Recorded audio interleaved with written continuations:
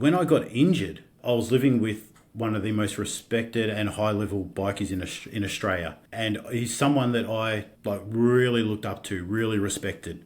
And I just had my injury, and I was trying to put my socks on, and I just couldn't manage it, and I felt so emasculated and so useless. And he walked past, and I was like, "Hey, bro, can you put my socks on, please?" And he almost scoffed at me, like, "I can't believe you just asked me in that manner." But he's just like, "Of course, bro." This is one of the life-changing moments for me. This part right here is when he was just like, "Yeah, bro, of course." He put my socks on, gave me a pat on the back and walked off like it was absolutely nothing. And that was like mind-blowing to me. I didn't feel like a burden at all. He was just happy to help. From being like a really, redneck country boy, the only thing men do is shake hands. Welcome. I'm Andy Carlson, and you're listening to the Time with Tim podcast. Each episode, we explore the impact of complex trauma through the personal journeys of our guests. Along the way, we'll connect with experts and individuals who share their unique perspectives, insights, and practical tools to help you on your healing journey. Hey everyone, and welcome to today's episode of Time with Tim. I'm Andy Carlson, and I'm here with Tim Fletcher and our special guest, Troy Koerntjes. Troy is the founder of Complete Health Geelong and the Mental Health Militia, a powerful voice in Australia's mental health community, and someone who has walked through immense personal transformation. From life as a member of an outlaw motorcycle club to rebuilding his body, mind, and purpose after devastating injuries and profound loss, Troy's journey is one of radical resilience. Troy, thank you for being with us. Thank you very much. It's an honour to be here. I've been following Tim for a long, long time. To start us off, Troy, we'd love to hear some of your early story. Maybe what were some of the defining childhood experiences that helped to shape who you became? There's some that I've remembered lately that I've never really spoken about. And they may seem trivial to some people, but I think at this stage of life that it all sort of happened and that it was continuous, that it was a lot at the time. And I always had a really bad memory for back in my childhood, and then I started remembering this stuff, and so I've got a lazy eye. You might be able to tell it's a little bit more closed than the other one. And growing up, I think it was grade 1 at primary school, I had to wear a patch over my eye for half a year, so I was like blind for half a year. And around that same time, I just had a heap of stuff going on. I've got flat feet and knocked knees. So there was lots of appointments to the doctors to sort of try and get that fixed. And then on top of that, because I just started school, back then, so this was like 1980s, late 1980s, for some reason, if you were left-handed, they used to try and make you write right-handed. So my nickname back then was York, because I used to write my name backwards and upside down. So I was going through these first transitions into school, thinking I was very, very stupid. I was like, there's something wrong with me.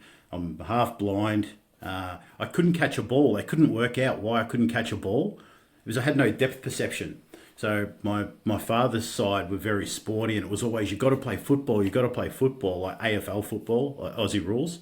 And I could never catch a football or kick a football to save my life. Could never catch a cricket ball. And it turned out it was the lazy eye, and that just followed me for a long time until I got older and realised that I sort of like adapted. My right eye become like made up for it, so to speak. I put that down towards all the martial arts, but I never thought much into those things because I never really remembered them until like the last couple of years. And now I do put weight in it. And because of that, I don't know if you know the Big Bang Theory with Raj. I couldn't talk to girls until I was in year 7 and I found alcohol. Like, could not say a word to girls. And that's another memory that I sort of had blocked out. but that was very true as well. And then I sort of lived on 2 planes as well. So my dad's side, very Dutch, very, I guess you would say, probably avoidant attachment sort of style. There's, real men don't have emotions, they don't cry, that sort of mentality. And they were all surfies. So they all used to love the surf, living by the beach and all that. Good work, hard-working people. And my mum's side, very highly emotional, very probably anxious attachment style, you would probably say. A bit of dysregulation, lots of codependency, that sort of thing. There was some schizophrenia, and that I remember having to get up in the middle of the night to go help my auntie, who thought there was vampires coming out the wall and there was blood coming everywhere, and all this. And this is around the same time where I was going through all these what's wrong with me sort of stage as well. So there was all that, and then on the other side of that, they were all country. So I grew up on a horse farm. I used to love escaping to the farm. And so that's where we ended up moving for a while. We changed houses like every 6-7 months, and so, very often anyway. And a couple of times we ended up back on the couch at my nan and pop's house, and then we ended up out on a horse farm, and that become pretty big for me. I was a cowboy for a long time, and my favourite thing is my uncle had a block out in the bush, and like I used to go out there by myself. We had a family friend that lived out there in this little hut in the middle of nowhere, no electricity. It was run by a Jenny, that sort of thing. And there was nothing I loved more than going out there every school holidays and just being out there riding horses and that by myself out in the bush. It was just something that I absolutely loved doing. And then one of my uncles always hung around bikies, and I used to look at them, and I used to look up to them and how they related to each other. There was so much respect, and they always preached family, and family blood over, blood's thicker than water, and everything comes first. But with that also comes secrets and all this sort of blind loyalty and that sort of stuff. And then I started looking for things, and through a lot of therapy, I realized what I was doing. So I went from joining Army cadets for a couple of years. So I did karate since I was 6. So that was, and all different sort of martial arts. And then I attribute, it's got a uniform. I was hoping to build confidence. I went from there to Army cadets, had a uniform. I was trying to be a part of something. I went from that to volunteering at the CFA. So I was, again, I got a uniform, part of a group. And then I started one of the first BNS ute clubs in Australia, pickup clubs. So for us country boys, all the aerials and stickers and all that sort of stuff. And I was the president of that for a while. And then I started one of the first social motorbike clubs, and I was the president of that for a few years. And then I become part of a motorcycle club and I was the president of that for a couple of years. And then I joined an outlaw motorcycle club, as that's usually the progression that it goes. So it was just identity. And then I had an accident at work, and then 6 weeks later I had another accident. So I shattered my hip. I couldn't walk for 12 months. I met somebody that was a specialist in the field of recovery and stuff like that, and was come down to save me and help me, and was the perfect partner. And they weren't. They really did a number on me, and during that same time, they said I'd never work again, never lift over 2 kilos again, never walk properly again, I'd never ride my Harley again. So my whole world was just put upside down. And then my brother passed away, and through all of that, work cover sort of said, you need to go to therapy. So I went in there going, I'm a bikie, this sort of stuff. But I'd always been good around I always knew how people's brains work. I just had a knack for it, like a lot of us do with this pattern of behaviour, And and I went in there thinking this is going to be easy. I'm just going to play the ball. And I was crying within like 20 minutes, crying my eyes out. and that was the start of a huge transformation. Best thing that ever happened to me. I went to therapy 2 times a week for, I think, the first year. And then I went weekly for that for about another 4 years. And then after that, and it was somewhere around that first year, I actually spoke to Tim on the phone. I think it was the first or second year maybe. And then I studied counselling. And then at the end of my counselling course, a guy next door popped his head in and said, do you want to come and do a traineeship in alcohol and other drugs? And I was like, I don't know how this is going to work. I'm in an outlaw motorcycle club. I party pretty hard. But by then, I hadn't. Like, I was starting to taper off. I'd grown a lot, and it was just once every now and again from being full-time. And then I started enjoying the recovery process. And then one day I woke up and I just went, I'm not going to do drugs and stuff anymore. I just never spoke about it with the psychologist. I used to go there Friday all the time. Never once spoke about drugs. Just one day I woke up and I was like, I'm not going to do that anymore. And I didn't. And then there was a guy there and he was on life parole. He's one of like 3 people in Australia that's on life parole. And I was still in the club then. And in Australia, you've got non-association laws. So the non-association laws mean, I don't know, do you guys have them over there? Yep. So it just means that 2 criminals can't be in the same place. And he was on life parole. I was an outlaw motorcycle club member. Which meant if we were in the same room together, he was going back to jail for life and I'd probably go to jail because obviously we're both in the mental health and disability space that we're up to mischief working in this same building. So I said to the club, I think it's time that I leave. It's not really, in the direction where I'm going now and it's holding me back. And they were like, who are we to stand in your way of bettering yourself and helping other people? And from there, I started a men's group and started doing coaching for people, counselling for people that have been through abusive relationships. I started on a football oval, then started on a single car garage, then a 3.5 car garage, and now I've got a facility that we have just outgrown now. So we've started the mental health militia to try and help fund that so that we can run because all of our programs are completely free for the community. And we're just doing that funded by my company at the moment. And now we're here. So, Troy, if I can just kind of go back and get you to expand a little bit on a few things. If you go back to just in school where you the lazy eye, the health issues, were you bullied at all during that time? Or did your kind of being involved in karate and stuff kind of keep you from being bullied? You'd think the karate would stop that, but my self-confidence wouldn't allow me to stand up for myself. So yeah, I got bullied heaps. I was a bit of a loner. I always liked to think that I wasn't, but I was. I was always on the outskirts of friends groups. Never felt like I fit in at all anywhere. Okay. So I think the big part of everything was just trying to find a home. So then to me, the next question is, so dad avoidant attachment, mom anxious attachment, some schizophrenia, dysregulation with mom. What was how connected or safe did you feel with mom and dad? Probably not at all, to be honest, yeah.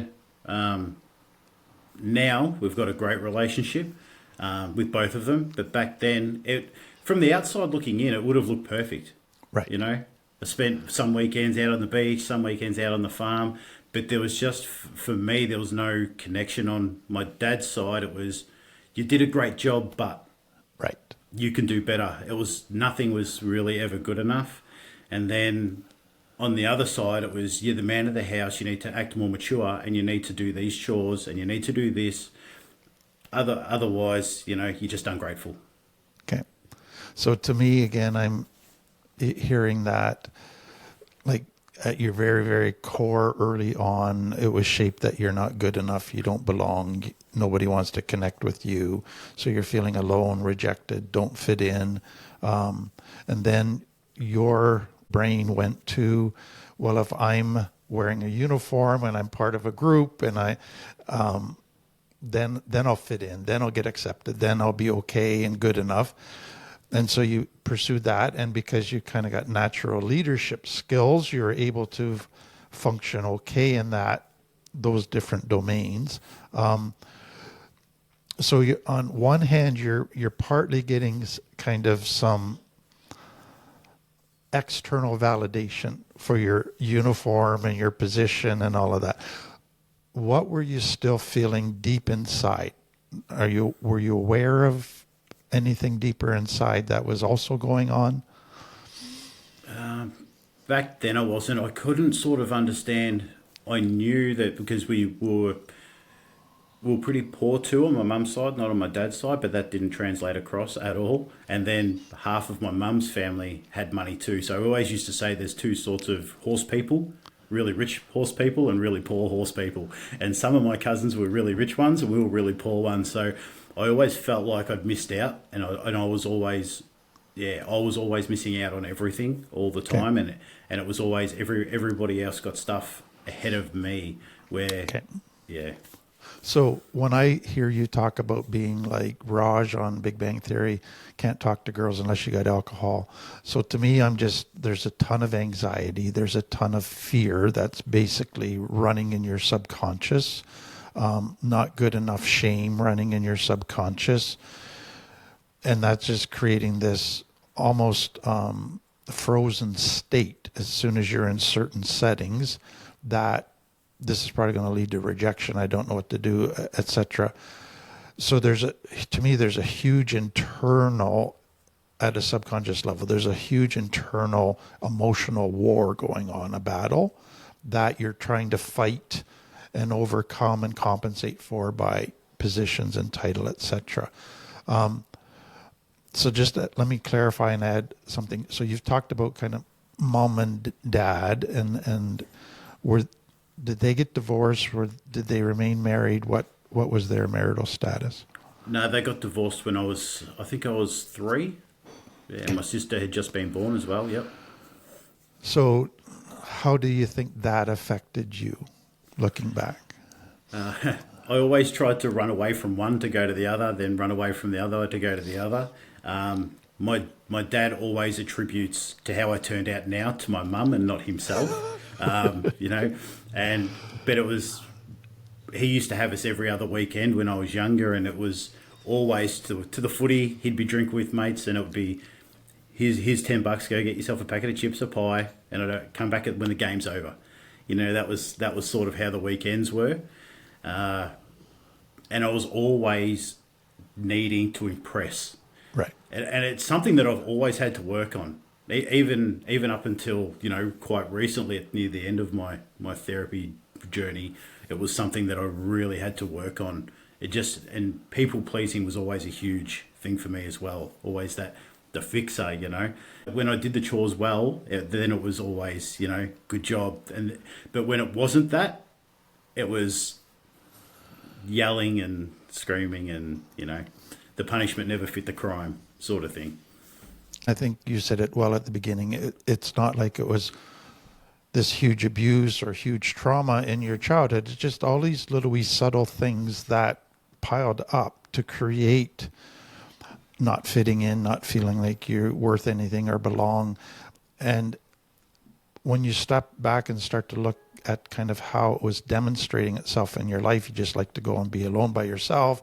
You're getting shunted back and forth, and so you're always feeling a bit like a burden, or you're just nothing's predictable or stable.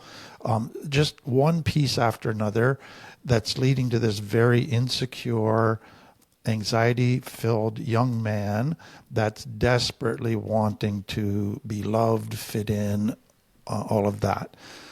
So that, and I've seen it with hundreds and hundreds of young men led into first belonging to a group, having the uniform, the positions, all of that, external validation, but then more and more into kind of the criminal lifestyle. As you look back, what healthy things did you have to shut down inside of yourself to fit into that world? Well, I had a massive amount of repressed anger. Huge amount of suppressed anger, because whenever I showed that, boundaries weren't a thing. There wasn't any of that. And when I did try and assert those, that was shut down very fast. So it was easier just to, shut those down. Yeah. I think that was probably one of the main things. I remember during my, just a bit of a candid talk with my psychologist, which was pretty rare. She said, we actually need to put a little bit of narcissism back in you. Right. You need to take the next year and sort of focus on yourself and don't feel guilty about it. Right. Yeah. How much did you have to start shutting down, like conscience, empathy, love, even like genuine love, other emotions? What was happening inside of you as you got more and more into that world? Affection was extremely hard for me. So like touching and things like that, hugging always felt like don't hug me. This is uncomfortable, and I think it was like I couldn't allow that in. Like Right. I couldn't accept that that was legit, and except for a partner, and then it was extreme. Then it was like you've sat on the end of the couch. Did we break up? Like what? Why aren't we touching right now? I couldn't stand it from anybody else, but with a partner, it was. I'm glad that that's over with. But that was a pretty extreme one, and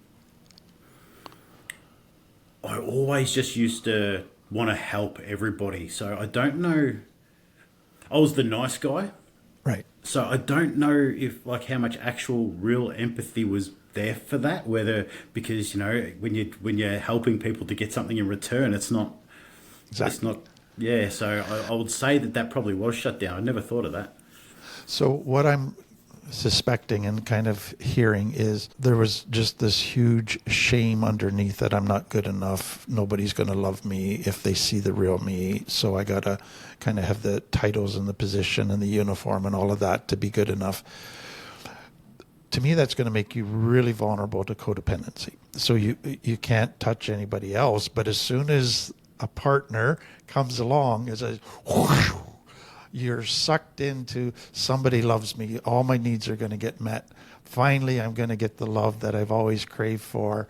And so I'm going to just basically sacrifice myself totally to them so that they're going to heap all their love on me. Can you just kind of describe a little bit of that early dating relationship journey for you and what it was like and the codependency elements? Yeah. Looking back, I've told this candidly a couple of times as well. I remember my first time in the psychology session, and we were talking about partners and stuff, and I was like, I'm pretty sure all of my partners have had BPD. And she and I was like, don't worry, I can see the pattern. That extreme highs and lows, I was just so addicted to it.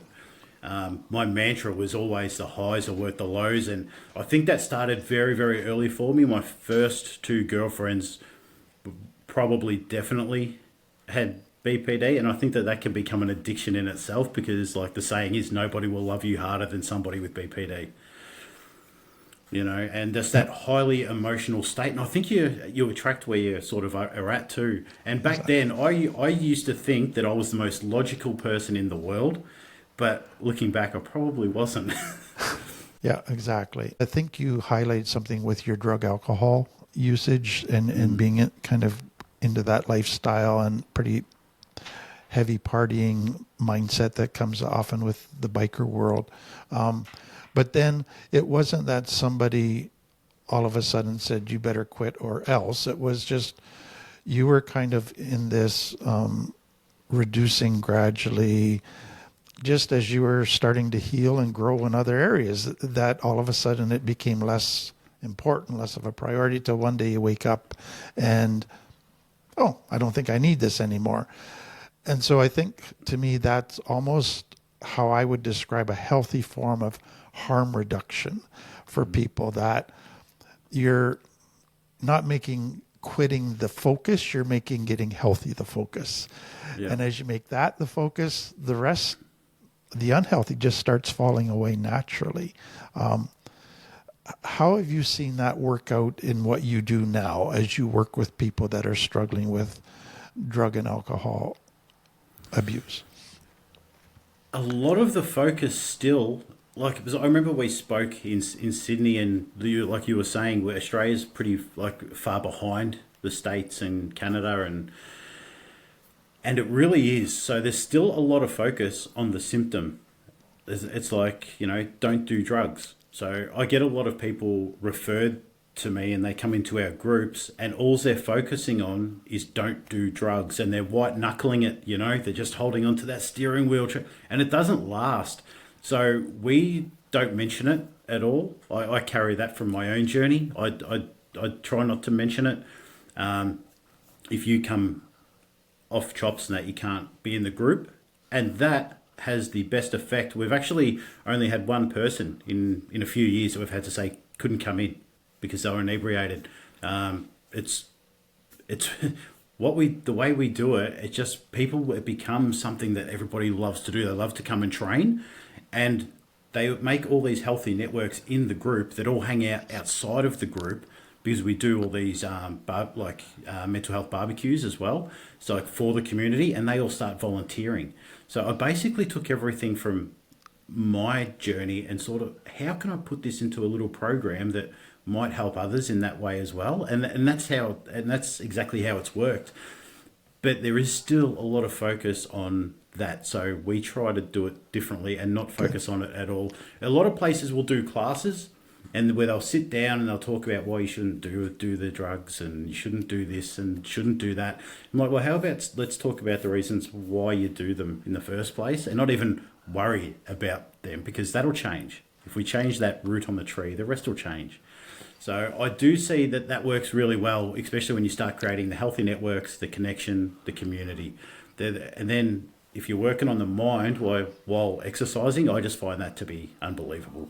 So I'll do like a little talk on something like a core value or a limiting belief or something like that during session while I've got people on pads. I'll try and get a bit of anger out of them or see where they are, ask them some questions that they might not usually want to talk about, and then they leave feeling great, and then they're back into, there's only one day in between, and then there's other classes in the night that they can come to as well, so there's always something that they can come to. Fantastic. So I want to go kind of two directions now, kind of in the recovery journey. So to you, the therapy with psychologists became an important part of starting to get honest with yourself, dealing with underlying stuff. But I think martial arts also played a big role in your recovery journey. Can you just talk about that? Yeah, so I've been training in various styles since I was 6, and then I started going to Thailand, and I used to say every single time I started to feel bad in myself, I just fly back to Thailand. So I had about 20 midlife crises around the age of 18 to 25. This full redneck country boy flying over to Thailand. And this is back when no one was really doing it, back that long ago. And everyone does it now. But back then, it just wasn't sort of done. And I used to get a kick out of that. I'd come back and everyone would be like, I've got kickboxing in Thailand. Wow, that was a big hit of validation and stuff for myself, until it started to wear off, and then I'd have to go again. So I think that the martial arts kept me out of a lot of trouble. I could have been in a lot more trouble than what I did get into, and I could have been in a lot worse place mentally. And I think that training in all the martial arts and being pushed so hard in the martial arts really, really helped me in my rehab. So I always had a weight problem, and that's due to childhood as well with the Dutch side of the family. They were weird sense of humour, Dutch people. And they'd always poke me and pull my skin and be like, oh, you're getting a bit fat. And that made me so paranoid about it. That became my identity, trying not to be fat. And I ended up becoming fat. And then I actually sent some photos of myself a few months ago, and I wasn't fat at all. So that was, I was looking at it, and I was just looking at these photos, and I was like, that's not how I remember myself at all, and not what everybody used to tell me.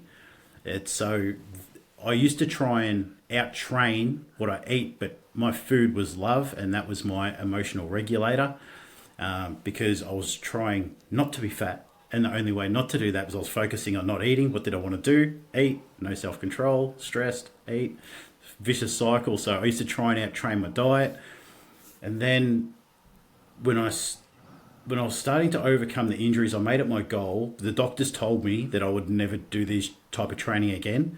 And that was a green light for me to say, watch this space. As soon as any of the doctors, any time I was injured, said, you're never going to be doing that again, I was like, yeah, watch this. And I used to see people that were clearly in learned helplessness from injuries, because I started all my rehab in groups. And that style of mentality, I found it very, very hard to relate to. And I still found myself going, come on, like even in the groups, like I wasn't leading them. I was like, come on, we can get out of here. We can do this. We can do this. And I was like, this is what I should be doing. And so all of that whole journey, that like it all led into what I'm doing now. Everything. I'm so glad that everything happened exactly the way it did.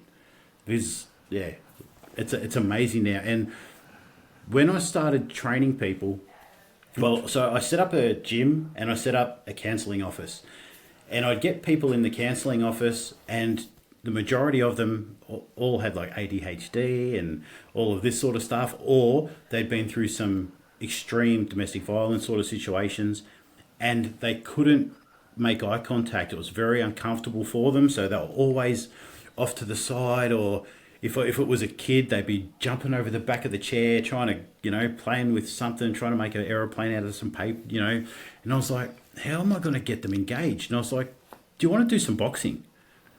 And as soon as I started with the first participant on the pads, it was like instant relationship. In the therapeutic relationship, sometimes it can take 6 weeks to build that trust, 8 weeks, to really build that trust. You run out on a football field and your coach yells at you. He's your dad in the first 10 minutes. He's your life coach. He's your career coach. That sports coach is automatically, you trust him. So I found that it just shortcutted everything.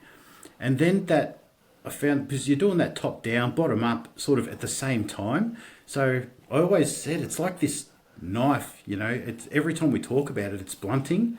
And so your story is becoming easier to tell. And when I'd have them on the pads, they'd just start talking. And I'd be like, oh yeah, and we'd get into it and get in until later on. And then I'd stop. And then I'd be like, oh, cool, tell me more about that. Yeah, cool, tell me more about that. And it'd start just coming out. And then when I saw it was getting too much, I'd give them like a stupid, confusing combination. And we'd try and get that, have a laugh about it, make it a little bit lighthearted, or get them to go lift something really, really heavy, or get the smash ball. Every single person that I had in that had BPD, all they wanted to do for whole sessions is a smash ball, and they just wanted to try and break it. Like that was one thing. But the exercise for me during the counselling and starting the group, it was the group part that's important. Yep. So I did a lot of rehab by myself, but I also went and did group stuff. And that was super important for getting them healthy connections and that created healthy networks, and that created opportunities. But that was all done while I was doing therapy and watching your videos back to back to back, binging them every single night. So 2 things that I really love about what you're doing. So a lot of people in culture today, if they heard there was a complex trauma program that's, let's say, 12 weeks long, you wouldn't get them there. You wouldn't have hope of getting them there. It's just like, it's too intense, it's too long, or it's, I don't have complex trauma. That's not my issue. My issue is my kids, my marriage, etc. So you realize you've got to get to the trauma, but you got to come at it through a whole bunch of different. So it's like you've created this funnel that all leads down to complex trauma, but there's 20 different access points. So it could be martial arts, it could be mental health, it could be just connections in a group, it could be riding a motorbike, whatever. And what you're doing in all those connection points is not just leading them to trauma, you're also starting to meet their 12 needs. Connection, caring for them, letting them talk, letting them be authentic, validating them, just on and on. You're beginning to create this surrogate family where their needs are actually met. So I just love that about what you're doing, Troy. And I think, to me, that's the model that so many people see as valid. It just takes a long time to get there. Can you just talk about some of the different inroad opportunities in the funnel that you've created for people in Southern Australia? Yeah. So we get some of our participants are on the National Disabilities Insurance Scheme. So they will get a support worker because they might have crazy anxiety and they just can't, So we give them a support worker who then works on the Maslow's hierarchy of needs, basically. So this is how we sort of roll. So they'll rock around to their house. I'll sit down with them. What are your goals? What do you want to achieve? What are some things that you need in your life? Then they'll go check the cupboards, and if they've got no food, well, there's no point to come and just bringing them and getting smashed in the gym. So they'll take them down. We'll hook them up with a heap of food, and then we'll sort of work our way up, and that's sort of how we run everything. And then when they build the relationship up with the support worker is usually like, hey, do you want to come down to this barbecue that they have every Friday? We'll all just stand around and have a chat and stuff like that. So then they'll come down, and then, what man doesn't like talking over a barbecue? But we do females only. The females do a high tea. So that's on the Mondays. And so they'll come down, they'll check it out, and then they'll see the gym. And they're like, oh, cool, what's going on here? And they're like, oh, well, if you come an hour earlier, we all train together, and they're like, oh, cool, I'll come back. So then they come with the trusted support worker that they've built up a relationship with, and then they come into groups. And the idea is, so we do some heavy lifting. We always hook people up with a psychologist. So they're getting the heavy lifting done. They come to groups where we do some psychoeducation. We talk about things. If things come up, we talk about it. Otherwise, it's just men having a laugh, but everybody there's there for the same reason. So it's a place where you come in and it's like, what are your goals? What are your wins for this week? What did you get done? And it's just all, I don't want to say like positive psychology or anything like that, but it's all about wins and what are your goals and where are you getting to? And if someone's going through something tough, we'll unpack that as well in the group, and then everybody will learn from it. And that's all done while we're exercising. So on Mondays, that's a weights day. So that's where I've got some modules that if anybody wants to do them, they can. They're free, so they can go learn about themselves. So it's like a little complex trauma 12-week course that I've written. So if any of them want to do it, they can. And then we unpack a bit of that, what people learnt. So while we're doing weights, and then the next 2 days are usually kickboxing. So they're fairly intense, but that gives me a chance to get them on the pads in a circuit. So I've got one-on-one time with all of them. From there, so now they've got community. They're getting the trauma work done pretty well. And then the support worker will be trying to get them, kicking goals now in their real life. We'll be trying to hook up with a job or volunteering, whatever it is that they're trying to achieve on the outside. So then you've got, it's like a behaviour change model almost. Yeah. And then, so it's sort of linked with Maslow's and a behaviour change model with like some Erickson's like timeline, and that's sort of what we do, and it's all based around the ACEs. So once they start kicking goals, our goal is to make them so they don't need a support worker anymore, so that they can come to group by themselves. And then that usually happens reasonably quick. Some people, can't, like they've got pretty severe disabilities and they, can't walk or something like that. So they need help to come in a wheelchair and stuff. But for the most part. And then from there, once they start, absolutely killing it, usually they'll either start studying and become one of our support workers, or they'll start studying and get a job elsewhere, or they'll get a job somewhere else, or they won't need to come to a specific gym anymore, and then they end up going to mainstream. And it's always sad, but it's always a massive win when we're like, that's a win, like we've done our job. Excellent. So martial arts is kind of your main somatic type therapy stuff. Do you do any other somatic therapies like yoga or animal therapy or art or so we've dance got or yoga, stuff like that? Yeah, we've got yoga on Wednesday nights. That's free as well. We've got an amazing yoga teacher from India donating her time. So she comes in, and that class is full every time as well. But at the end of every men's group, well, at the end of every kickboxing group, I don't tell them this because they wouldn't come. Same as the trauma stuff, but they all do mindfulness without knowing it. So what we'll do is we'll finish the session, and then I'll take them through a cool down. So we usually start standing up, getting the wrists, arms, and then I'm like, okay, everyone come down to your knees. Now we're going to do some stretches here, stretches here. Now I'm like, okay, let's lay down. While we're laying down, let's do some stretches here. And then I'll say, now while we're here, you can have your eyes open or closed. It's completely up to you. And then I take them through 10 minutes of guided meditation, mindfulness. And then when we get up, I'm like, now you can achieve this this level of groundedness. If you're feeling really quiet right now, you can get this any time. Just practice. So I try and take them through a different exercise every time. So it's not just breathing. It'll be like breathe in, close your hand. Breathe out, open your hand, or breathe in, turning your head. So there's always, I don't want them stuck in here. So I always like to give them something to do. And then we usually talk about some sort of emotional regulation. And then I tell them to go, we've got a big whiteboard. It's called the gratefulness board. And then they all have to go write down 3 things that they're grateful for and some goals that they want to achieve for the week. And they want to set an intention for the day. And I thought that would be really, really difficult to get people to do. And they all do it and they all love it. Some draw pictures, so we have to clean that off every week. It's pretty cool. Fantastic. So at the end of every session, we do yoga, we do mindfulness, we do gratitude practices. Yeah. We also do mixed boxing classes as well. We do support work. So we do a night out group. So a lot of people, especially with NDIS, and disabilities, I say everyone deserves the right to be able to go out night clubbing when they're young. So we've got a night clubbing group where they go out with their support workers as a group, and we take them to see bands, play pool, take them out for dinner, things like that. We've got a soccer group. We've got a Dungeons and Dragons group that runs twice a week.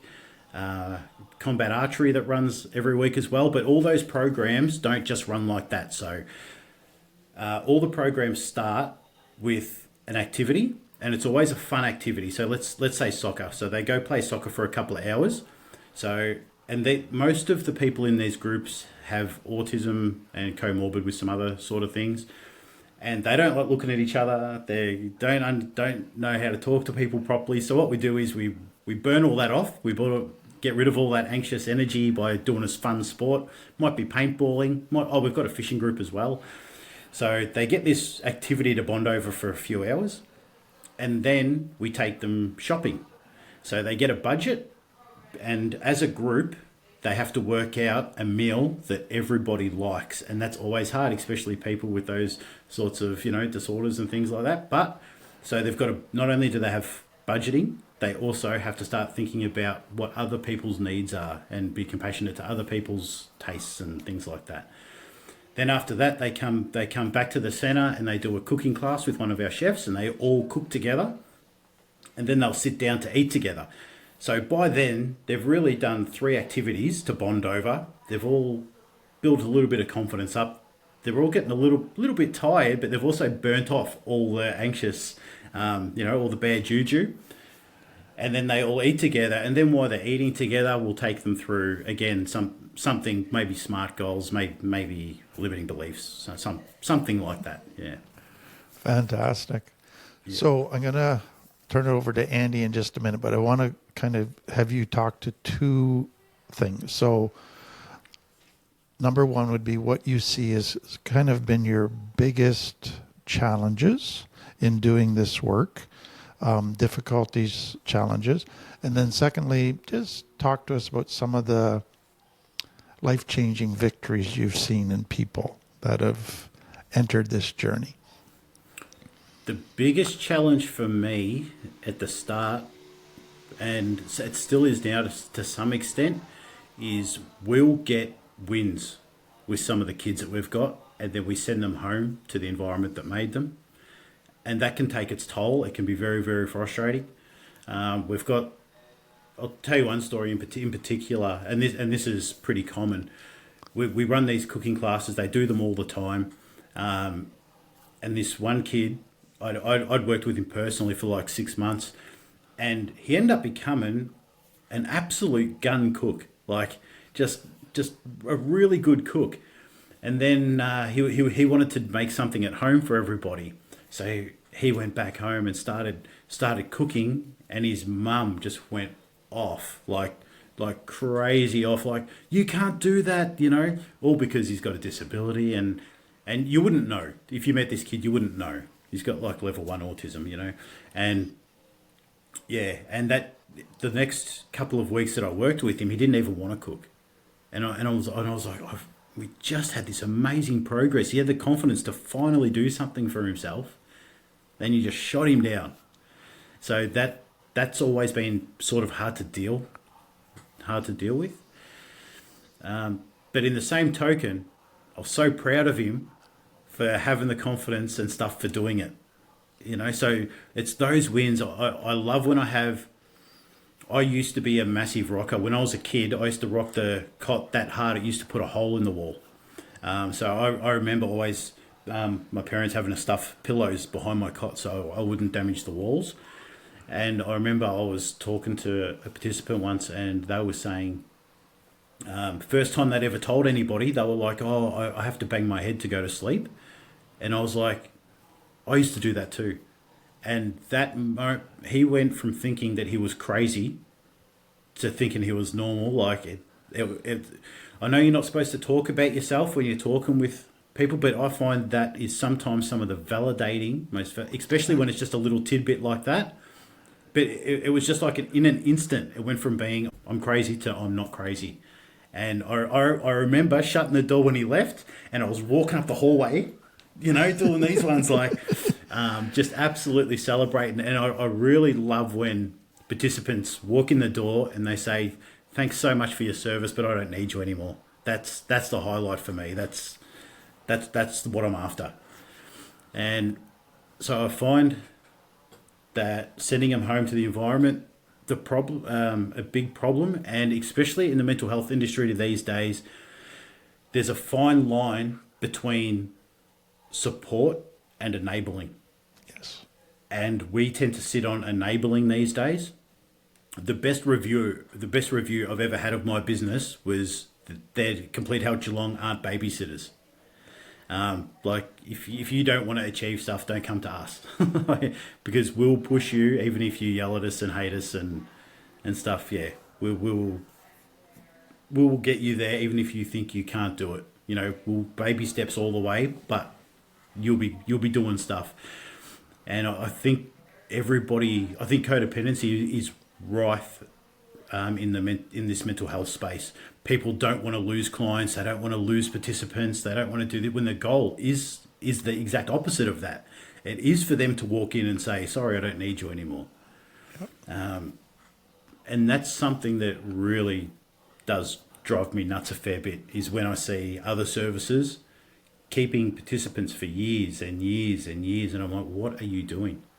And there's a lot of toxic people in this industry. And I find that also hard to deal with, and the drama. All the services backstabbing each other, and it's shocking. Our service keeps to ourselves pretty much. I've got a few select people I network with, but for the most, when I did decide to start networking last year, I was just blown away by all the backstabbing and this company's like this company's like this, and I was like, aren't we all trying to achieve the same goal? Yeah, so I find that extremely hard, but you do find some good ones that do have the right intentions. I love how you're bringing in the top down and the bottom up. We focus on that, but we usually focus on it separate. And so I like how you're bringing that in together at one time. I want to step back a little bit, and I think there's some places, where things are maybe where we don't have a full understanding. But if you could talk about belonging, and I want to ask you about belonging, but from several lenses, like your own belonging that you were searching for when you were younger, that you found through the clubs, how they provided belonging for you, and then I see you're creating belonging now. Could you just talk to us about that identity and belonging? It's very funny. Every single Outlaw Motorcycle Club member that's left, retired, been kicked out, whatever, when you ask them if they still miss it, a lot of them will say, no, I'd never join again. But the one thing that they all say is they miss the clubhouse. It was the clubhouse was the fortress of solitude. You know, it was we used to joke and say the clubhouse knows what you need. If you're feeling down, you can go there and within 10 minutes, another brother will rock up. Like, it really, and I don't say this lightly, like I don't tell people to go join outlaw motorcycle clubs by any means, but there are some really good aspects of it. Is sort of like a men's shed when you're there. My experience in an outlaw motorcycle club was different to a lot of other people's, and I mean that hugely. My experience was very, very different. My experience for the most part was pretty good, and I learnt a lot from it. I'll take you through a few scenarios that I do like to talk about. And again, the caveat is I'm not telling anybody to go join an outlaw motorcycle club. These are just some things that really helped me. The first time there was a member, a life member, really big, scary guy. And I remember we were in a meeting once and there was like 40 members in the room. And this member cried his eyes out and spoke for about 15 minutes. You could have heard a pin drop. Every member just stopped and just listened. And after he'd finished, everybody went around one by one and gave him a hug and a kiss. And I was just like, whoa, I can do that? I was like, that was really, really eye-opening. And from being like a really, redneck country boy, the only thing men do is shake hands. And all of a sudden, I'm in this club with all people from different nationalities and stuff. And it was so awkward. So when you're in an outlaw motorcycle club, you have to, if you walk into a party and there's 50 brothers there, you have to say hello to every single one of them first before you settle down and do something. And you have to say hello in a certain way. You have to hug them. You have to give them a kiss. And this just seems so foreign to me. But that helped break some of my touching issues and stuff. I was like, wow, I'm hugging these guys and these guys aren't giving me shit for being too fat. Like, it's all, hey brother, love you. And they're all telling me they love me. I'm like, what? It's sort of like you just hear it enough, you start believing it. And then when I got injured, I remember I was living with one of the most respected and high-level bikers in Australia. And he's someone that I really looked up to, really respected. And I just had my injury and I was trying to put my socks on so I could go out. And I just couldn't manage it. And I felt so emasculated and so useless and he walked past and I was like, hey bro, can you put my socks on please? And he almost scoffed at me like, I can't believe you just asked me in that manner. Like he's just like, of course bro. But it was just the look on it, it's burnt into my brain. This is one of the life-changing moments for me. This part right here is when he was just like, yeah, bro, of course. Put my socks on, gave me a pat on the back and walked off. Like it was absolutely nothing. And that was like mind-blowing to me. I was like, and it is now. I still think about it occasionally. I was just like, that was mind-blowing. That, like, I didn't feel like a burden at all. Like, he was just happy to help. And then when I was really going through all my stuff and I couldn't walk, they were there to pick me up and drive me around wherever I wanted to go. There was always somebody with me. When I was in hospital, there was a member there with me all the time, 24/7. They wouldn't leave my hospital bed in case I needed something. We were talked about the suppressed anger. So I was about a year out of leaving the club. All my anger was coming up. And I had a lot of it. And you take it out on those you're closest to. And I remember threatening a few members in my own club, telling them I was going to come and belt them, I was going to come kick their doors in, and I was just I was losing my stuff. My sister told me they're going to lock me up if I didn't settle down. Like, all this anger was just coming out, and she's like, "You're going to end up in a padded room." But one of the brothers called me, the sergeant at the time, and I was like, and he's like, "What the hell is wrong with you, man?" And I was just like. And I just went off. I'm going to come to your house and kick your door in. We're just going to. And he goes, "Come, bro, come." He goes, "Come, we'll punch it out." He goes, "Then I'll give you a hug and we'll talk about it." And I was just like, I was standing out the front of the Geelong hospital when this is another one of those moments that it made me go, what? So you don't talk to an officer like that. And this guy's like, what's going on, bro? He's like, I'm trying to help you. I'm trying to understand. You're not in trouble. You're just not acting like you usually are. We're all worried about you. What's going on? And I just broke down in the middle of the street, just like crying my eyes out, just like, bro, I don't know what's going on, like this and that. And they said, you know what? Take 6 weeks off. Don't worry about coming to the clubhouse unless you want to.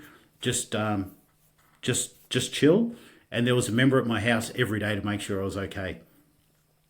And those moments really changed everything from what I'd gone through when I was in childhood. It was, wow, it doesn't matter what I do, these people are here for me. That fear of abandonment, like I was trying to push them up because I'd just been hurt by my partner at the time, extremely hurt. And I obviously had like a crazy amount of fear of abandonment. And knowing now that they weren't going to run away, no matter how hard I pushed it, shattered my whole perception of some things. So that were a couple of really pivotal points in my healing journey, and that really helped settle me down. And when I started shifting from the Outlaw Motorcycle Club stuff and I started this yes man theory. I become a trial, the movie with Jim Carrey, Yes Man. I tried it. But I didn't, my rule was it had to be healthy and I had to try something once a week, and it had to be, some of it had to be just pure fun. Not all of it was allowed to be like, trying to develop. Some of it just had to be pure fun. And I come up with this idea of doing becoming the trial king. So I found all the free trials that I could find, and I took advantage of them all.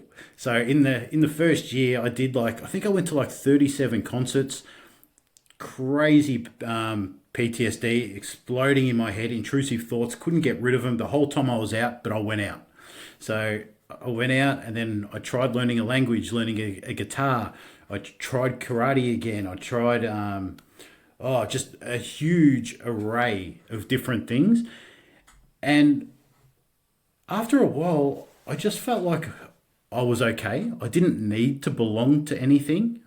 I transformed and built sort of my own identity. All this work in therapy, and then with doing this, becoming the trial king for a year, it really changed my life dramatically. And I started volunteering at 2 different places. That was, if anybody's watching and you're looking for some meaning and purpose, go volunteer at a community centre. Go do something like that. My first thing's always see a psychologist, join a gym, but do group sessions, and go volunteering. 3 easy steps to get you on your way. And yeah, I just started doing my own thing. Sometimes if I get stressed in my everyday life, I still fantasize about the old life, the life of no stress and fancy free and all that sort of stuff. But I try and remember the bad things and then try and be grateful about what I'm doing now and bring myself back around. So I don't know, does that answer your sort of question a little bit? Yeah, yeah, it does. And that's something that I've seen from you talking about, that it's, looking at our social needs for connection and belonging, and what you're sharing as well is the space for intimacy and vulnerability and some elements of a healthy, caring family. I wanna follow one thing you said here of the old life not caring, but could you talk a bit about responsibility Yeah. and the effort that it takes to lead a healthy life, or to walk a healthy path?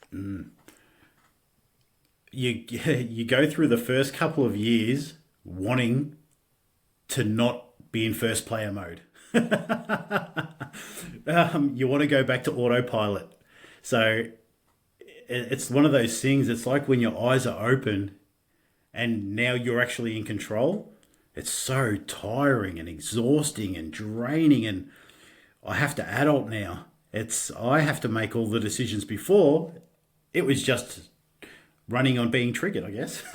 and you're not in control. You're not making choices. Life is just a breeze. But then you get to a point where that's not true anymore. But then it's always a work in progress, and the best of people get triggered and get stressed. And sometimes I think about all the responsibility that I have now running 2 organisations, and I've got 150 participants and 20 support workers, and I've got so much to manage, but I've got good people in place. But then when I've got a super stressful day, I'm like, remember when I used to just ride motorbikes and go to the gym? And then that cognitive dissonance starts slipping in, and I have to start reminding myself, no, hang on, chill out. Remember the time that this thing happened? Remember that time that you got a gun pointed at you? Remember that time you were nearly set on fire because somebody was throwing petrol on you? Like, do you remember that stuff too? Because that stuff's easy to forget. Especially when this part's stressful. If there's something shiny and happy over here, you remember that stuff. Yeah, so managing the stress now is like I train in the groups as well, and I train myself. I do yoga. I do Tai Chi like once a month as well. I try and get out and do a lot of things, but for me, this last year and the year before, not only because I'm injured, but because I'm also 42, I can't train 2 or 3 times a day anymore as a coping skill. So I've also just lost 50 kilos, so I can't eat as a coping skill either. So for me, it's been really exciting and uncomfortable the last 12 months. Mm-hmm. So when something does trigger me, like I have been fairly triggered fairly stressed, I want to say, in the last week, but I've known it, so I've made sure that I've got things in place to look after it and to manage it. Because if I don't, I notice I'll start wearing odd socks. That's the first giveaway, if I start wearing odd socks. But yeah, I can just physically know it. And now I'm actually enjoying feeling very uncomfortable because I know I can sit with it now. I know it's not going to hurt me, and I just sit with it, and then eventually, it takes care of itself. It's not all just about going hell for leather now. So that's how I manage all the responsibility. Yeah. For the listeners, I want to just take what Troy shared with us and try to put it into a context that I hope will be helpful for people. I think there's a bit of an issue developing today, and that's people, when they realize they have a problem, they go looking for this complete, perfect recovery package where I'm going to have perfect therapist, perfect program, healthy family, healthy connection. And so they kind of just go shopping for this perfect program. What I love about what your story and what I've seen in hundreds and hundreds of people is most people do recovery by piecemeal. You realize you got a problem, you go get a therapist, then you listen to some videos. But you're still in an outlaw motor gang, and that's meeting some of your needs. It's not a perfect family. It's got a lot of really unhealthy pieces, but you're getting a little bit of what you've always longed for that wasn't met as a child. And so a lot of your recovery is in a very imperfect environment with very imperfect people, but yet it's bringing changes inside of you at a deep level that's healing some wounds until you get to the point where you go, I need to connect to myself and I can find my identity, and then I don't need that to get my sense of belonging so much. If you didn't just stick at it, keep working away at it, and it wasn't all clear, black and white as to what you needed to do. You just kept doing what was in front of you that you thought, this is what I need to do today, and you didn't see all of the flaws up front, but yet you just kept going. And then more and more pieces fall into place. And I think, to me, that's what most people have to realize, that recovery is not going to be a perfect package handed to me. I have to have the commitment to just keep plugging away at what's in front of me with the knowledge that I have, with the resources that I have, and gradually it will unfold into a fuller and fuller recovery. And I think your story illustrates that well, beautifully. And I think with that, what you're trying to do now is create a better package that people can now walk into that is balanced with fun and work, that comes at the deeper issues through less in your face, sledgehammer over the head. Let's have a workout. Let's lift weights and we'll just chat a little bit. I think that's just beautiful, and I'm just so glad with what you're doing. So thank you for that. And I think your story is more the norm of what recovery looks like for people than just, oh yeah, I went to a treatment program and everything got fixed. It's just not how it works. But anyways, Andy, you had something else. Yeah, I think kind of with that, what you shared there really showed kind of one of the important mindsets in recovery of, in the past, like kind of that seeking comfort and then maybe ignoring the pains that are going in that seeking comfort world to right now being in a space of sitting in the discomfort or embracing the discomfort. Would you be able to talk more about like that attitude shift in yourself and like maybe how others could find that for themselves? Yeah, it's always been a thing. When I was younger, I used to idolise John Wayne. And I used to escape into all of his movies. I thought he was the perfect man, and that's what a man should be.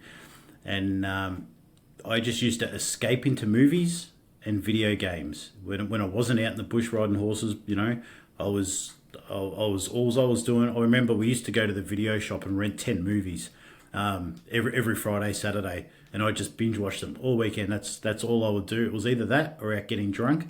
And everybody knew, all of my friends knew that you could come to my place and I'd have John Wayne Sunday. We'd be watching John Wayne movies all the time, and I used to escape a lot. And then I found binge drinking, and that allowed me to talk to girls, and that allowed me to be funny and that. So then I used to escape with that, and always motorbikes, and it was always sort of risk taking behaviours, or going to Thailand and kickboxing. It was all escapism, and when I went through those really traumatic experiences all in like a space of a year, I was like, I can't keep doing this. I was in a bad way. I remember crying all the way to the doctor's office, sucking it up just to walk in the office. And as soon as I sat down, he saw and he touched my arm, and I just broke down. I had a nervous breakdown, and I was like, I cannot keep living this pattern. Something has to shift. And so it was the pain. That's what it was. It was the pain that made me change. And oftentimes we have to hit rock bottom before we make that change. It's ridiculous, but we have to. And I used to be very, very, very externally focused, and I think that was a massive shift as well, because when I always talk about we're healing from like narcissistic abuse, I always say there's like three stages. There's where you focus on the narcissist and why did they do all the things that they did, because that gives you the closure, because you're not going to get it from them, all right? So you need to know why they did that they did, and you need to work out if they are really a narcissist, because if there's something else, there might be a chance you can get them back. There's always that hope.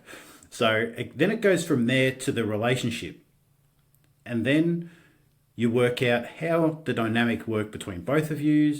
Why did they pick me and choose me and everything when it should be? And then it goes to, hang on, why did I allow that? And then that goes into the third part where you're like, what is wrong with me that I got with somebody like that? And for me, that was the catalyst. That was the conduit of my change, was that relationship, because that was the exact process that I know that I went through. And from there on, it was just all about looking internally and working out what the hell was wrong with me, and that's how I fixed it. Well, not fixed it, but that's how I started working on myself, by just self-reflecting, because I did not want to go through that ever again. And that actually helped me start getting out of my own learned helplessness, I guess, and that victim mentality, why does everything always bad keep happening to me? I'm just the good guy, always I'm the nice guy, and then I started to work out what is the underlying reasons of being the nice guy, and all of that, and that changed my whole perception. And then I started taking account of. I remember this. The psychologist said to me, "Do you lie?"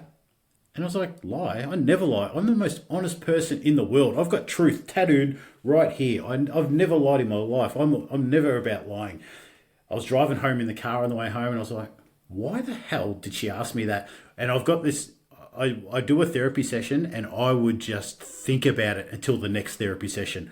And she knew that I was like that. So for 7 days, I was like, "Why did she ask me that question?"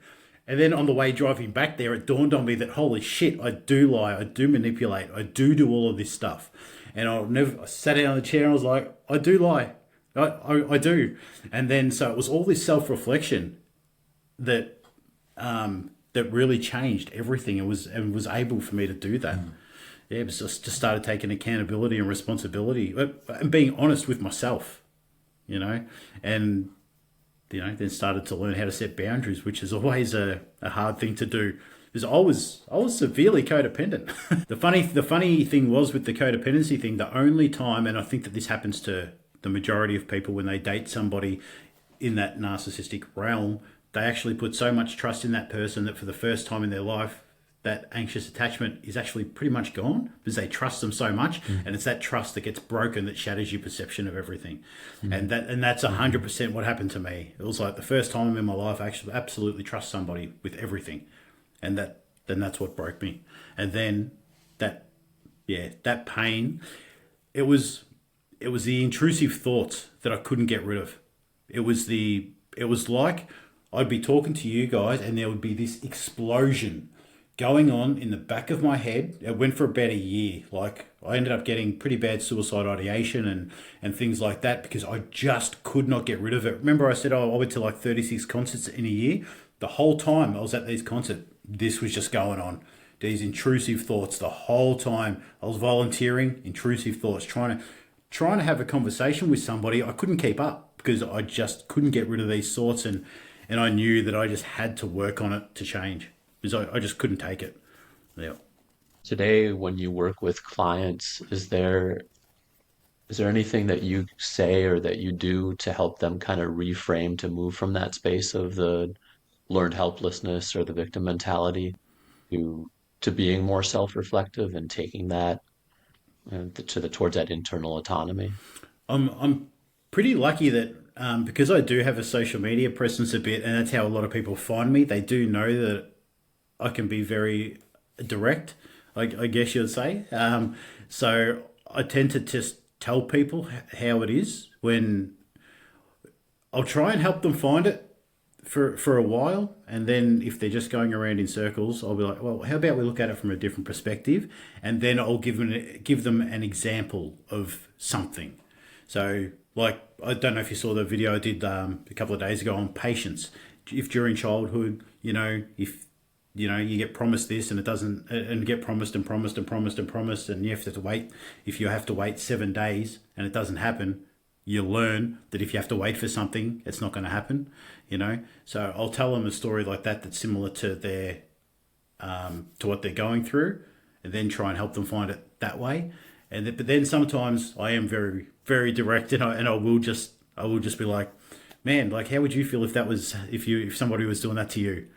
I am and that tends to work pretty good with the style, well, with the sort of participants that I get. But we do a lot of reframing, and because when anybody first starts coming in our gym, we've just got a culture of being positive now. It's just built up over time. So we get people come in and they'll be like, oh, this happened on the weekend. And one of the other boys will now say, yeah, but what come out of that? Now you're here. So it's sort of, I don't even have to do it the majority of the time now. It's just all the other boys, it's caught. It's all caught on the way we do things, There's certain things every gym does, like everyone knuckles when they're leaving, that sort of thing. It's just it's just gradually built this culture of let's focus on the positive and reframe. with that reframe, some of it starts to come from, you talked about the gratitude on the board earlier. And you also mentioned that when you were younger, I forget exactly how you said it, but like being logical. Yeah. Uh, is there anything that you help people to shift them from that brain centered to be more emotion centered or heart centered to come out of the thinking and into to feeling like that gratitude more? Yeah, I do it when I trick them into doing mindfulness. Mm-hmm. And I usually tell them a story that I sort of had for new people. I remember when I first started seeing my psychologist, she used to say to me, "Where do you feel that?" And I'd be like, "Oh, here." And she'd be like, "No, like, do you feel like that anger in your throat, or do you feel something here? Are you getting butterflies?" And I'm like, "No, it's here. I don't know what you're talking about. Like, that radar's not there. I don't have any feelings. There's nothing going on." So I try and do this psychoeducation where I'll tell people something, and then I'll try and take them through it later on. So that way, that was the one thing that I wish was different in my healing. But I'd leave the office, and I'd be like, "I feel great. I've unloaded a heap of stuff. I feel awesome." 2 days later, I'm crying on the floor of the shower going, "What is going on? I was just feeling so good, And then if somebody had said, "But, oh, that's because this is happening in your brain, and that's happening, and this is happening. And, in a couple of days, you might feel shit, like you're not going to feel good forever. It's all going to come back and stuff." I think that would have made my experience a lot less daunting. So in the gym, I try and explain things to people in Australia we say like a bogan manner. It's like in an easy way to understand, so that when they're going through things, they can think back, "Oh, I remember Troy said that this would be happening and this would be happening," and then it's not scary for them, and it just helps people sit with it. So I've got this example of a jellyfish as your brain. So I'm like, when you've been through something traumatic when you were young, your brain's like a jellyfish, and it's cut all the tentacles off. Your brain, your body's just gone, "I can't deal with this shit anymore. I'm just going to tap out. I can't deal with it, And so from then on, you become an overthinker. Now you've got to outthink everything because you can't feel it in here anymore. And they're like, "Okay." And then I'm like, "Now, when you're healing, you're going to start getting a tentacle growing back down into your body. And it's only going to give you what you can handle, so don't worry, but it is going to be extremely painful." So one tentacle is going to come down and be like, "Here, have that bit of trauma." And then all of a sudden, you'll be like, "Holy shit," you'll be crying on the floor of the shower, you'll be upset for a while. And then all of a sudden, you'll deal with that, and your body will be like, "Here, have a couple of days off. Have a break." And it's like, "You're stronger now. Let's give you some worse trauma to deal with. Let's have at that now." And then you're like, "I was just feeling good for a couple of days. Now I'm on the floor of the shower crying again." So I take them through this process a little bit, and then I'm like, "But don't worry, because eventually you'll decompartmentalize and everything will start coming back to normal, because you've got all these boxes in the brain. And once you start unlocking all of these boxes, it'll get easier." I said, "The good days will start to outweigh the bad days. And then you'll be crying for 3 days a week instead of 5 days a week. And then that'll happen for a while, and then you'll cry. You'll go through this thing called catharsis, and then you'll cry for 2 days a week, and then 1 day a week. And once you get to this sort of point, I want you to start allocating time to cry. You're not going to be crying all day anymore. You're allowed to cry for this amount of time." And then, I don't know, I might teach them a bit of self-tapping and journaling, because that's one thing that really helped me. When I was at my absolute acute stage, I used to allot myself half an hour every night before bed. I actually got addicted to doing this for a little bit, because I always had trouble sleeping. But after I cried my eyes out, I used to have the best sleeps. So I'd sit down and I'd journal. And I would journal and cry my eyes out until I was like, "Timer, that's enough." And then I'd start doing some self-tapping and all of this sort of stuff. And I'm like, "Okay, how can I make this a bit more?" And then I used to hug myself and tell me I love myself. I'm here now. I'm never going to leave you again. and I'm here for you. And I used to go through this process. So I don't do anything in the gym that I haven't done myself. So I take them all through it. And that's sort of, how I segue into all of that. So I give them a little bit of that head knowledge in a really weird way that they can sort of relate to, and non-clinical, I guess you'd want to say. And then from there, I'll trick them into doing some yoga and some mindfulness and some gratitude on the board and all that. And then at the end of it, I'll be like, do you know what you just did? And they're like, what? And I'll be like, you just did mindfulness. Like, no way. I feel great. And I was like, yeah, I know. How cool is it?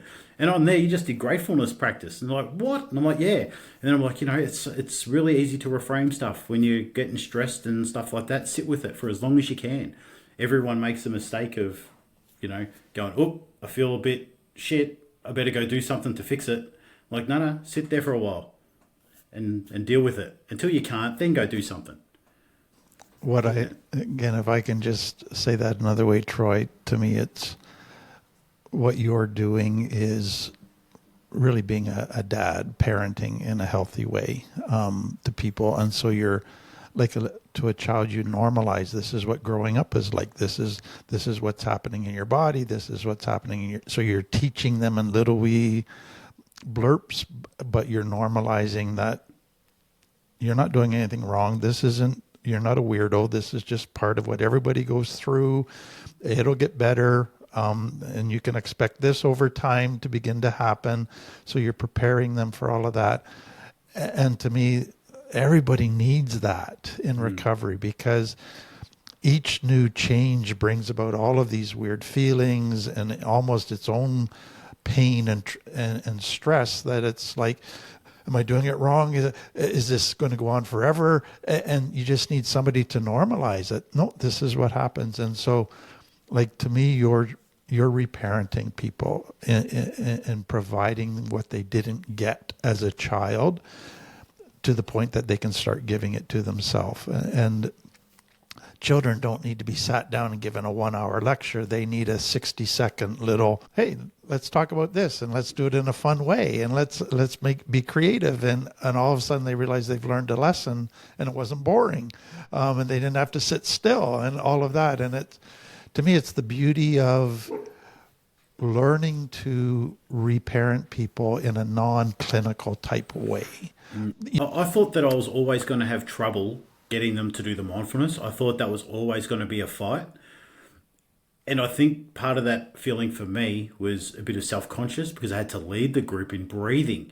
That's so daunting when you first do it, like being regulated and confident enough to be able to take people through breathe. You have to make the noises so they can do it with you. That was really hard.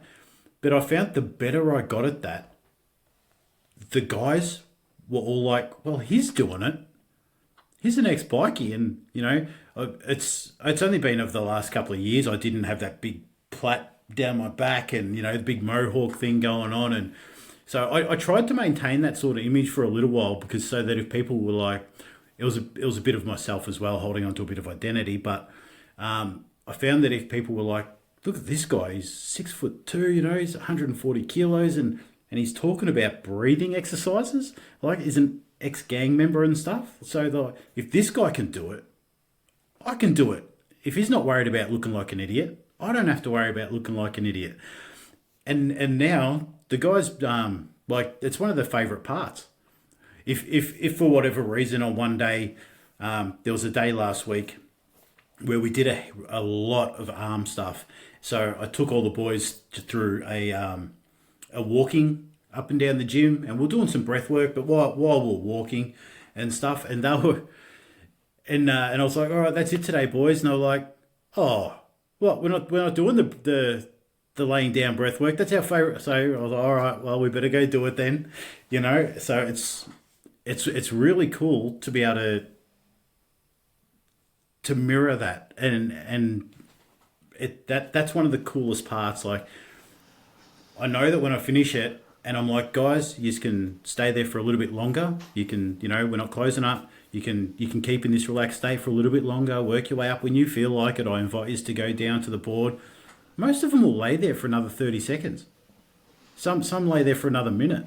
And I'm like, how cool is that? Exactly. Like, you would expect they would be too self-conscious, to whatever, but they're all just in the moment.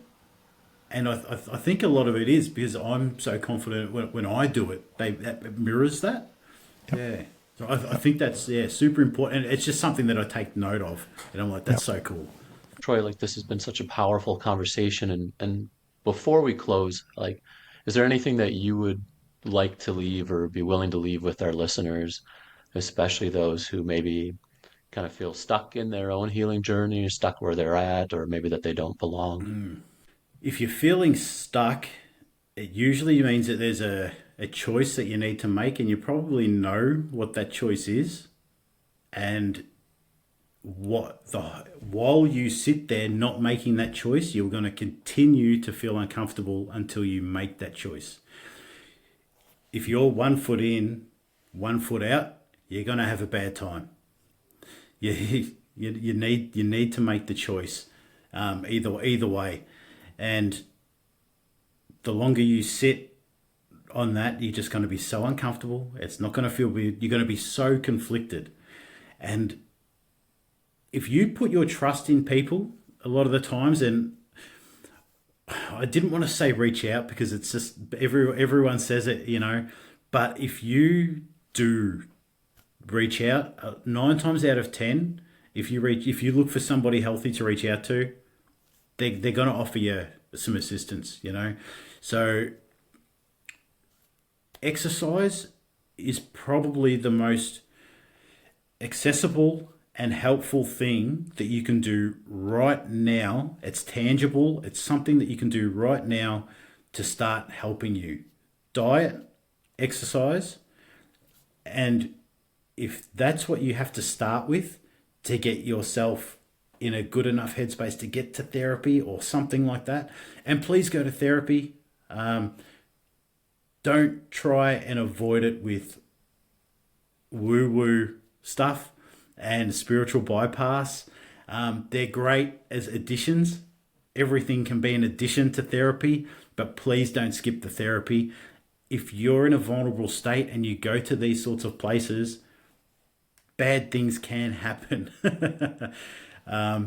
Please seek evidence-based treatments. That's a little pet peeve of mine. And you can start your healing now, or you can start it next year. The only difference will be is an extra year of suffering. So really put a big lot of thought into it and just take the step, because it really is. I can never express, I'm not articulate enough to express how good life is on the other side of trauma. When you do work through it, it's amazing. In the last 5 years, I've achieved every single goal I've ever had as a kid. Like every single, I'm having to make new goals now. That's an issue. Trying to find some more meaning and purpose, because you can rebuild your foundation any way you want. If these are some characteristics and some traits that you want, you can work on that. Your foundation's just been shattered. You're in a hard place. You can build it back up and build it up into the person that you actually really want to be.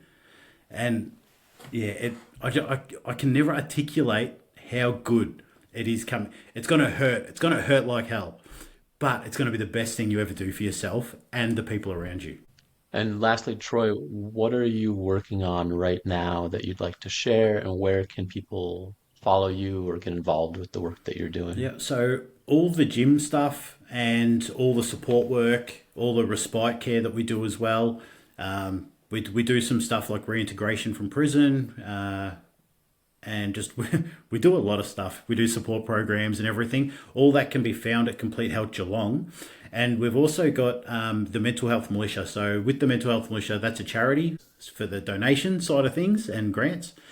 And our gym's completely free, by the way. There's no charge. That's completely free. We run a men's group 3 days a week. One of them's got a barbecue.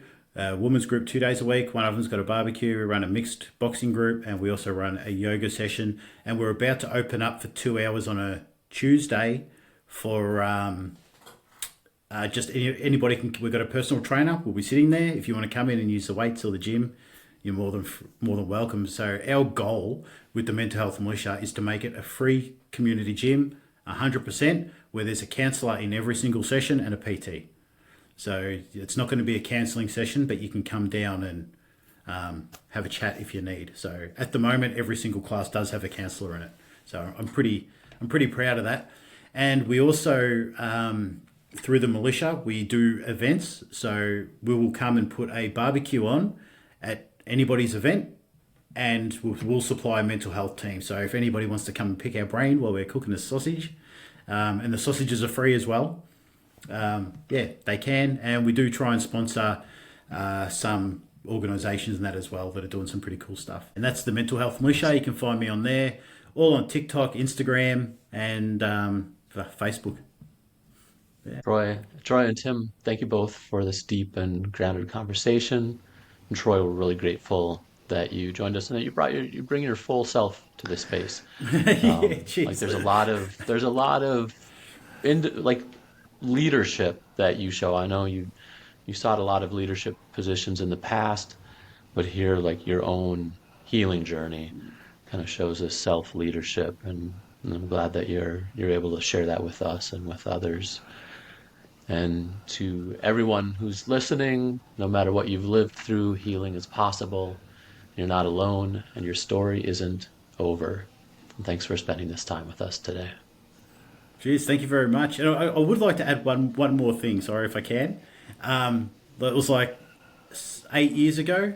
I started following Tim, binge watching all of his stuff, and then he called me, and we had a chat on the phone. That meant a lot, and now I'm here on the podcast. Like, you really can do some extraordinary things if you put your mind to it and you work through the trauma. You really, really can. Watching your videos changed my life dramatically. Like, it was one of the main things that I did. I binge watched every single video you had. So you really changed my life as well. Thank you. Thank you for joining us on the Time with Tim podcast. If you'd like to share your own experiences or have questions, feel free to email us at podcasts@timfletcher.ca. Want to learn more about complex trauma? Subscribe to Tim Fletcher's YouTube channel for past lectures and his Friday night Tim Talks. You can also connect with us on Instagram, Facebook, LinkedIn, and TikTok. Looking for more support? We offer programs and courses to help with healing complex trauma and recovering from addictions. Visit timfletcher.ca to learn more or send us an inquiry. We're here to support you. Until we meet again, take care, and thank you for letting us be a part of your healing journey.